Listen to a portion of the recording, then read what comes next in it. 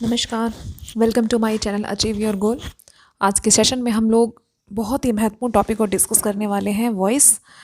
और जो कि ये आपके चाहे वनडे एग्ज़ाम कोई भी हो, चाहे रेसेस भी आ जाए, चाहे आपका रेलवे है या सीजीएल है, इवन 25 अप्रैल को रीट का एग्ज़ाम होने वाला है। इस सभी आगामी परीक्षाओं में जिसमें वॉइस पूछा जाता है, उस दृष्टि से आपके लिए बहुत ही इंपॉर्टेंट है ये सेशन। तो चलिए स्टार्ट करते हैं। उससे पहले अगर आप लोग मेरे चैनल पे नए हैं तो प्लीज़ चैनल सब्सक्राइब कर दें, वीडियो पसंद आए तो प्लीज़ लाइक भी करें। तो बिना देर करे सेशन स्टार्ट करते हैं। तो जैसा आपको टॉपिक का नाम दिख ही रहा है और मैंने बता भी दिया कि हम वॉइस करने वाले हैं, तो देखिए पहले हम वॉइस को समझ लेते हैं आखिर वॉइस है क्या। तो वॉइस है अगर सब्जेक्ट कुछ काम करता हो या उसके लिए कुछ किया जाता है तो हम कहते हैं उसे वॉइस। ठीक है, कैसे? जैसे मैंने एक एग्जाम्पल लिख दिया कि कृष्णा कृष्णा लव्स राधा। ओके, और दूसरा मैंने लिख दिया कि Radha is loved by Krishna. दोनों का मतलब समझिएगा। पहले मैंने लिखा है कि कृष्णा लव्स राधा और दोबारा मैंने लिख दिया कि Radha is loved by Krishna. ठीक है, अभी मैंने बोला वॉइस को कि अगर सब्जेक्ट कुछ काम करता हो, तो सब्जेक्ट यहाँ पे क्या है? Krishna is subject. तो सब्जेक्ट काम कर रहा है, सब्जेक्ट लव्स राधा। कृष्णा जो है राधा को प्यार कर, सॉरी सब्जेक्ट लव्स नहीं, कृष्णा लव्स राधा। तो कृष्णा राधा को प्यार करता है। तो यहाँ कृष्णा सब्जेक्ट है और सब्जेक्ट कुछ काम करता है। दूसरा मैंने बोला या उसके लिए कुछ किया जाता है। सेकंड पे अगर सेंटेंस में देखें, दूसरे सेंटेंस में देखें तो राधा सब्जेक्ट है। अब राधा के लिए कोई काम किया जा रहा है। ठीक है, तो दोनों ही कंडीशन में क्या कहेंगे? ये वॉइस है। ठीक है, दूसरी बात, अगर हम बात करें कि भाई वॉइस के कितने टाइप हैं, तो आप पढ़ते आ रहे हैं, जब भी अब से आपने वॉइस पढ़ना शुरू किया होगा आपको पता है कि वॉइस दो टाइप की होती है। एक होती है एक्टिव वॉइस, एक होती है एक्टिव वॉइस और दूसरी होती है पैसिव वॉइस। ठीक है, एक्टिव वॉइस और पैसिव वॉइस। ठीक है भाई, समझ में आ गया भाई एक्टिव वॉइस पैसिव वॉइस का मतलब क्या है? मतलब ये है कि भाई एक्टिव वॉइस में सब्जेक्ट अगर खुद काम कर रहा है तो हम कहते हैं कि वो एक्टिव वॉइस है। मतलब सीधी सी बात है कि सब्जेक्ट काम करता है इसमें। ठीक है, एक्टिव वॉइस में कौन काम करता है? सब्जेक्ट। और पैसिव वॉइस में क्या होता है कि सब्जेक्ट के लिए काम अगर किया जाए तो उसे पैसिव वॉइस कहते हैं, और अगर सब्जेक्ट खुद काम करे तो उसे एक्टिव वॉइस कहते हैं। जैसे कि आपने ऊपर वाले दोनों सेंटेंस में देखा, कृष्णा लव्स राधा तो एक्टिव वॉइस हो गया, और क्योंकि सब्जेक्ट के लिए किया जा रहा है तो उसे पैसिव वॉइस कह देंगे। वहीं से हमने डेफिनेशन बना ली, वहीं से हमने मीनिंग बना ली। भाई सब्जेक्ट अगर कुछ काम करता हो या उसके लिए कुछ किया जाता हो तो उसे वॉइस कहते हैं। ये तो रहा इसका छोटा सा इंट्रोडक्शन। चलिए आगे बढ़ते हैं और आगे बढ़ के हम देखते हैं कि भाई इसका कुछ जनरल रूल्स हैं कि कैसे हम इसको चेंज करते हैं एक्टिव वॉइस से पैसिव वॉइस में। ओके, अब कुछ जनरल रूल्स देखते हैं जिससे हमें ये पता चलेगा कि भाई अगर हमें एक्टिव से पैसिव में चेंज करना हो तो कैसे किया जाए।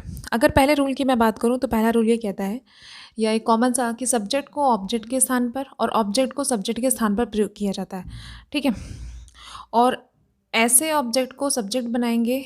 अच्छा एक बात बताऊँ, ये बताने से पहले मैं आपको एक बार बताती हूँ मैं क्या कहना चाह रही हूँ। या चलो बस देख लो, रूल देख लो, पहले रूल देखते हैं कि ऑब्जेक्ट टू सब्जेक्ट और सब्जेक्ट को ऑब्जेक्ट बनाना है। ठीक है, मैं कह रही हूँ कि ऑब्जेक्ट को आप सब्जेक्ट बनाएंगे। ठीक है, अगर ऐसे में कोई नाम वाम है, कुछ है, तो वो तो कोई दिक्कत नहीं है। अगर ऑब्जेक्ट में कोई नाम है तो आप आराम से उसको सब्जेक्ट बना लेंगे। लेकिन अगर ऑब्जेक्ट केस का कोई प्रोनाउन हो, ठीक है, ऑब्जेक्ट में कोई ऑब्जेक्ट केस का प्रोनाउन हो, कैसे? जैसे अगर ये हो मी हो और मी ऑब्जेक्ट केस में दे रखा है प्रोनाउन का, अब आपको इसे सब्जेक्ट बनाना है तो आप मी नहीं लिखेंगे, आप क्या लिखेंगे फिर? आई। ऐसे ही अगर हर हो तो क्या लिख देंगे? शी। अस हो तो क्या लिखेंगे? V. It, no change, it का इट ही रहेगा। अगर यू है तो इसका भी कोई चेंज नहीं है, यू का यू ही रहेगा। देम है तो देम का क्या हो जाएगा? दे हो जाएगा।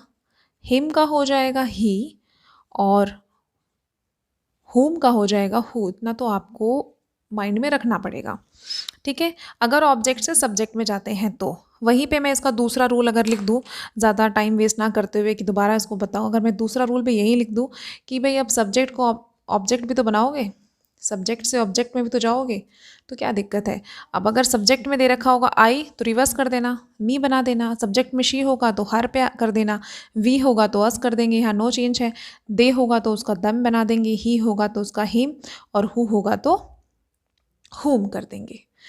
ठीक है, ये 2 रूल आपको समझ में आ गए होंगे। तीसरा रूल क्या कहता है, अच्छा पहले 2 रूल आपको समझ में आ गए, इसको हटाते हैं, जगह नहीं है फिर बताती हूँ। थर्ड रूल एक्टिव से पैसिव में चेंज करने का ये है कि आपको हमेशा वर्ब की थर्ड फॉर्म ही यूज़ करनी है। बहुत ही आसान और बिल्कुल याद हो गया। वर्ब की कौन से फॉर्म यूज़ करनी है आपको, थर्ड फॉर्म यूज़ करनी है। चौथा कोई रूल नहीं है, छोटी सी बात है कि भाई टेंस के जो है टोटल कितने पार्ट्स होते हैं, 12 पार्ट्स होते हैं। टेंस मैं उम्मीद करके चल रही हूँ कि आपको टेंस आता है, क्योंकि इसमें टेंस का ही यूज़ होगा। टेंस फॉर्म में बताऊंगी, फिर उसका पैसिव कैसे होता है वो बताऊंगी। और अगर आप लोगों को टेंस नहीं आता है तो आप लोग कमेंट सेक्शन में ज़रूर लिख दीजिएगा, मैं उसकी भी एक वीडियो कुछ वीडियो डाल दूँगी। ठीक है, तो हमने कहा टेंस के 12 पार्ट्स होते हैं, जिसमें से केवल 8 ही टेंस ऐसे हैं जिनको हम एक्टिव वॉइस से पैसिव में चेंज कर सकते हैं। ठीक है, एक बार सरसरी निगाह से देख लेते हैं कि वो कौन कौन से टेंस है फटाफट। तो अगर प्रेजेंट की बात करें तो प्रेजेंट में आपका इंडेफिनिट टेंस है, और प्रेजेंट का ही कॉन्टीन्यूअस टेंस है। ठीक है, पूरा नहीं। और इसके बाद प्रेजेंट में परफेक्ट टेंस है। ठीक है, इसके आगे नहीं। 3 प्रेजेंट के टेंस हो गए। पास्ट की बात करें तो पास्ट में भी यही 3 आ जाएंगे आपके, पास्ट इंडेफिनिट टेंस, ठीक, पास्ट कॉन्टीन्यूअस टेंस और पास्ट परफेक्ट। ठीक, 6 ये हो गए। 2 आपके फ्यूचर के आते हैं, तो फ्यूचर इंडेफिनिट और फ्यूचर परफेक्ट। ठीक है, ये टोटल कितने हो गए, 8 टेंसेस हैं जिनका हम एक्टिव से पैसिव में कन्वर्ट कर सकते हैं। अदरवाइज कोई और टेंस इनके अलावा, जैसे प्रेजेंट परफेक्ट कॉन्टीन्यूअस, तो नो चेंज। ठीक है, इतना आप जनरल सी बात है, जनरल सा रूल था, समझ गए होंगे। अब हम स्टार्ट करते हैं कैसे हम कन्वर्ट करते हैं। ओके, स्टार्ट है। अब देखिए, तो पहले हम डिस्कस कर रहे हैं प्रेजेंट इंडेफिनिट टेंस। ठीक है, अब भी प्रेजेंट डेफिनेट टेंस की अगर हम बात करें तो मैं ये मान के चल रही हूँ, क्योंकि आपको टेंस आता है कि टेंस आपको आ रहा है। असर्टिव, नेगेटिव और इंटरोगेटिव 3 टाइप के सेंटेंस होते हैं। और 3 टाइप के अगर टेंस के रूल की बात करें तो जब आप इंडेफिनिट टेंस का होता है, सेंटेंस फॉर्मेट क्या होती है, सब्जेक्ट लिखते हैं, वर्ब की फर्स्ट फॉर्म होती है, उसके साथ एस या ई एस, और इसके बाद आपका ऑब्जेक्ट आ जाता है। अब यही नेगेटिव सेंटेंस में आ जाए तो वहाँ पर आप डू या डज का यूज़ करते हैं, सब्जेक्ट लिखते हैं, डू या डज लगाते हैं, उसके साथ नॉट लगाएंगे, और फिर V1 और फिर आपका जो भी ऑब्जेक्ट है। यही अगर इंटरोगेटिव फॉर्म में होता है तो आप पहले डू या डज लिखते हैं, फिर सब्जेक्ट, और फिर वर्ब की फर्स्ट फॉर्म, फिर एज यूजुअल आपका ऑब्जेक्ट। ठीक है, अब अगर इस फॉर्म में गिवन होता है तो हम ये कह रहे हैं कि एक्टिव वॉइस से पैसिव वॉइस में अगर चेंज करना है तो इसी का जब पैसिव वॉइस में आप चेंज करेंगे तो आपको इतना तो याद ही है कि वर्ब की थर्ड फॉर्म यूज़ करनी है, फॉर्म की तो कोई झंझट ही नहीं है। अब इसमें छोटी सी बात याद रख लीजिएगा कि हेल्पिंग वर्ब आपकी चेंज होगी। हेल्पिंग वर्ब जब चेंज होगी, अगर प्रेजेंट इंडेफिनिट टेंस दे रखा है, ठीक है, तो इसके आगे क्या होता है, याद करने का तरीका बता रही हूँ। इसके आगे क्या आता है, प्रेजेंट कॉन्टीन्यूअस। प्रेजेंट कॉन्टीन्यूअस की हेल्पिंग वर्ब ले लो, काम चल जाएगा। मैंने क्या कहा कि प्रेजेंट डेफिनेट दे रखा है, प्रेजेंट कॉन्टीन्यूअस की हेल्पिंग वर्ब ले लो, काम हो गया पैसिव वॉइस। कैसे, देखो, अब आप क्या करते हैं, पैसिव वॉइस में जब बदलेंगे तो मैंने कहा था सब्जेक्ट को ऑब्जेक्ट और ऑब्जेक्ट को सब्जेक्ट बना दो, मतलब अब सब्जेक्ट की जगह ऑब्जेक्ट लिख देंगे। ठीक है, इसके साथ आप क्या लगाएंगे, helping verb is, am, are. Continuous में यही होती है ना, और हमेशा हमें पता है वर्ब की थर्ड फॉर्म यूज़ करनी है। अच्छा, इसमें बाय का यूज़ होता है, याद रखिएगा, बाय का यूज़ होता है जब भी आप सब्जेक्ट से पहले, जब भी आप सब्जेक्ट यहाँ लिखेंगे तो उसके पहले बाय लगाएंगे।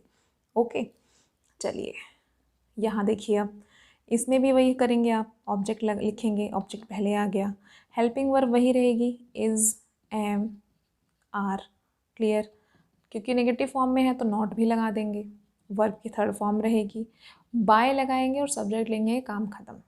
अच्छा, अब अगर यही आपका आ जाता है इंटरोगेटिव फॉर्म में, तब आप क्या करेंगे, इंटरोगेटिव फॉर्म में है तो इज़, एम, आर आप पहले लिखोगे, उसके बाद आपका जो भी ऑब्जेक्ट है वो लगाएंगे, वर्ब की थर्ड फॉर्म लिखोगे, इसके बाद बाय लगाओगे और सब्जेक्ट पीछे आ जाएगा।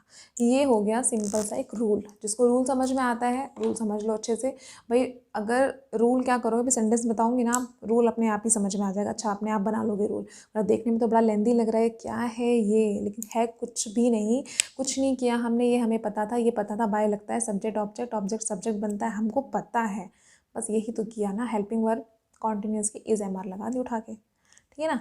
अभी देखो सेंटेंस से बहुत मज़े से समझ में आएगा, क्लियर होगा। ठीक, चलो देखते हैं। देखिए सेंटेंस है, ही हेल्प्स मी। पहले मैं थोड़ा डिटेल में समझा रही हूँ। देखो ही क्या है, ही है एक सब्जेक्ट, क्लियर। मी क्या है, ऑब्जेक्ट, ओके। हेल्प क्या है, वर्ब है। एस लगा है मतलब प्रेजेंट कॉन्टिन्यूस टेंस है, सॉरी इंडेफिनिट टेंस है, क्लियर है इतना। हमने कहा कि सब्जेक्ट को ऑब्जेक्ट और ऑब्जेक्ट को सब्जेक्ट बनाओ। अब ऑब्जेक्ट में मी है तो यहाँ मी तो नहीं लिख सकते, हमने पढ़ा कि भाई मी का हम क्या लगा कर देते हैं, आई कर देते हैं, ओके डन। अब आई है, आई के साथ क्या लगाओगे, हेल्पिंग वर्ब, एम लगाओगे। वर्ब की थर्ड फॉर्म आएगी, हेल्प की थर्ड फॉर्म क्या होती है, हेल्प्ड, ठीक है। इसके बाद आपको बाय लगाना है, लगा दिया। ही का अगर ऑब्जेक्ट में चेंज करेंगे तो ही का क्या होता है, हिम होता है, हो गया change. I am helped by him, clear है। सब्जेक्ट को ऑब्जेक्ट की, ऑब्जेक्ट को सब्जेक्ट और वर्ब की थर्ड फॉर्म, बस हेल्पिंग वर्ब आपको याद रखनी है, इज एम आर कौन सी लगेगी।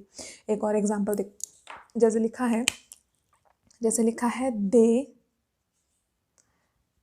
Play cricket, they play cricket. क्या करोगे, क्रिकेट पहले लिखोगे, लिख दिया क्रिकेट, सिंगुलर है तो इज भी लगाओगे। प्ले की थर्ड फॉर्म होती है प्लेड, लिख दिया। फिर बाय भी तो लिखोगे, लिख दिया। और दे का अगर ऑब्जेक्ट में आप चेंज कर रहे हो तो क्या हो जाएगा, देम हो जाएगा, बन गया cricket is played by them, कोई दिक्कत नहीं थी। आगे है कि आई डोंट टीच हर, ठीक, I do not teach her. और अगर इंटेरोगेटिव में ले लें तो does he buy a book, okay. अब देखिए I do not teach her, क्या करना है, कुछ नहीं करना। अब हर का आपको पता है सब्जेक्ट में जब लिखेंगे तो हर का क्या हो जाएगा, हर का शी हो जाएगा, ठीक है। शी के साथ क्या लगाएंगे, शी के साथ इज लगाओगे, ठीक है। नेगेटिव सेंटेंस है तो नॉट भी तो लगाओगे, शी इज़ नॉट। टीच की थर्ड फॉर्म क्या होती है, taught, she is not taught. इसके बाद आप बाय लगाएंगे और आई का ऑब्जेक्ट में क्या हो जाएगा, मी हो जाएगा, simple. She is not taught by me. इसको चेंज करिए, क्या है ऑब्जेक्ट, अ बुक, बिल्कुल आप बुक आके लिखेंगे। लेकिन ये तो देखिए कि इंटरोगेटिव सेंटेंस है। अब अगर ये इंटरोगेटिव सेंटेंस है तो हेल्पिंग वर्ब भी तो लगेगी, ये सिंगुलर है तो हेल्पिंग वर्ब क्या हो जाएगी, इज़ अ बुक, बाय की third form bought, is a book bought, फिर आप बाय लगाएंगे और ही का क्या हो जाएगा, हिम, बन गया is a book bought by him, simple, ठीक है। चलिए इसके बाद कुछ है जिसमें आगे देखते हैं। आगे अगर हम बात करें अगर सेंटेंस में व्हेन, वाई, वेयर या हाउ, ठीक है, इनसे स्टार्टिंग हो तब क्या करेंगे। जैसे कि एग्जांपल लेके चलते हैं, लिखा है how, how does she make tea, how does she make tea, क्या करेंगे आप, कुछ नहीं करना। देखिए हाउ एज इट इज़ लिखिए, लिख दिया। अब इसको देखिए तो आपको जाना पहचाना लग रहा है कि अभी तो किया है, बिल्कुल किया है। टी सब्जेक्ट बनेगा क्योंकि ये सिंगुलर है तो आप इज़ लगाएंगे। अब इज़ क्यों लगा रहे हैं भैया, इंटेरोगेटिव फॉर्म में है ना, तो हाउ इज़ टी लिख दिया।